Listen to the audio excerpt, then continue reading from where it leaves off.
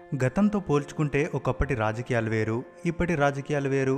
మీ MLA ఆస్తి ఎంత అని ఎవరినైనా అడిగితే అబ్బో ఓట్లప్పుడు జర్ర మామూలుగా ఉండేవి, కానీ గెలిచిన తర్వాత కార్లు, బంగ్లాలు, భూములు అవి ఇవి అని బాగానే సంపాదించాడులే అంటాం. బ్యాంక్ బ్యాలెన్స్ తక్కువగా ఉన్న బ్యాంక్ బ్యాలెన్స్ మాత్రం కోట్లలో కూడబెట్టుకుంటారు కొందరు నేతలు. ఒప్పుకున్నా ఒప్పుకోకపోయినా నేటి రాజకీయ నేతల పరిస్థితులు ఇలాగే ఉన్నాయి. అధికారాన్ని అడ్డం పెట్టుకుని ఉన్నదంతా ఊడ్చేస్తారు, కనబడ్డ స్థలాన్ని కబ్జా చేసిస్తారు. ఎవడు అడుగుతారులే అన్న ధైర్యం వాళ్ళ చేతుల్లోనే ఉంది. రాజకీయాల్లోకి వచ్చి సొంత ఆస్తులు పోయినా సరే ప్రజలకి మంచి చేయాలి అని ఆలోచించడం తప్పు గాని సంపాదిస్తే తప్పేంటయ్యా అనేంతగా దిగజారిపోయింది ఈ వ్యవస్థ.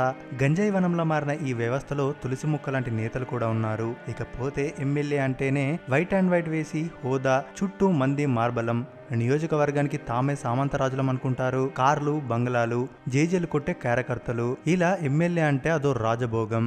ఎమ్మెల్యే అంటే ఇలా ఉంటారు అనుకునే ప్రజలు ఒక ఎమ్మెల్యే గురించి చెప్తే మాత్రం ఈ రోజుల్లో ఇలాంటి వారు కూడా ఉంటారా? అబ్బే ఉండరండి, మీరు అబద్ధం చెప్తున్నారు అంటారు. మనం ఆధారాలతో చూపిస్తే నిజమేనండోయ్, ఇటువంటి వారు ఉండడం చాలా గొప్ప విషయమేనండోయ్ అంటారు. ఇంతకీ ఆయన ఎవరనే కదా మీ డౌట్. ఆయనే ఈశ్వర్ సాహు. మాసిన బట్టలు, కూలికి వెళ్తే గాని పూట గడవని పరిస్థితి, గట్టిగా గాలి వీస్తే కూలిపోయే ఇల్లు, ఇదే ఆయన ఆస్తి. నిజమే, నిన్నటి వరకు ఆయన సాధారణ కూలి, కానీ ఇప్పుడు ఎమ్మెల్యే, అది కూడా 7 సార్లు ఎమ్మెల్యేగా ఉన్న వ్యక్తిపై గెలిచాడంటే మాటలు కాదు. రాజకీయంలో ప్రజల విశ్వసనీయతను కోల్పోతే ఎంతటి గొప్ప నాయకుడైనా ఓటమిని చవి చూడాల్సిందే. దీనికి ఏ నాయకుడు అతీతం కాదు. దేశంలోని గొప్ప గొప్ప నాయకులు కూడా ప్రజలు తిరస్కరిస్తే ఓటమి పాలైన ఘటనలు అనేకం. కానీ 7 సార్లు గెలిచి ఓటమంటే ఎరుగని నాయకుడు ఓ సాధారణ కూలీ చేతిలో ఓడిపోయాడు. ఈ అనూహ్య ఘటన ఛత్తీస్గఢ్లో చోటు చేసుకుంది. ఒక సామాన్యుడు ఎన్నికల్లో నిలబడడం అంటే మామూలు విషయం కాదు. అందులోనూ డబ్బు లేకపోతే డిపాజిట్ల సంగతి దేవుడెరుగు. సొంత కుటుంబ సభ్యులే ఓటేస్తారో లేదో. ప్రస్తుత రోజుల్లో ఓ గ్రామానికి సర్పంచ్ కావాలంటేనే లక్షల్లో ఖర్చు అవుతోంది. కోట్ల ఆస్తి ఉంటే తప్ప ఎన్నికల్లో పోటీ చేసి గెలవడం కష్టమవుతోంది. కానీ ఈశ్వర్ సాహు మాత్రం రూపాయి కూడా పంచకుండానే ఎమ్మెల్యేగా గెలిచి రికార్డు సృష్టించారు. ఇక ఎన్నిక టైంలో ప్రత్యర్థులందరూ వందల మంది జనాన్ని పోగేసుకుని ర్యాలీలు చేస్తూ పెద్ద పెద్ద కార్లలో ప్రచారం చేస్తుంటే ఈశ్వర్ సాహు మాత్రం బీజేపీ జెండా పట్టుకుని ఆటోలో ప్రచారం నిర్వహించేవారు. ప్రజల నమ్మకం, విశ్వాసం ఉంటే డబ్బుతో అసలు పని లేదని భారీ మెజారిటీతో గెలిచి చూపించాడు ఈశ్వర్ సాహు.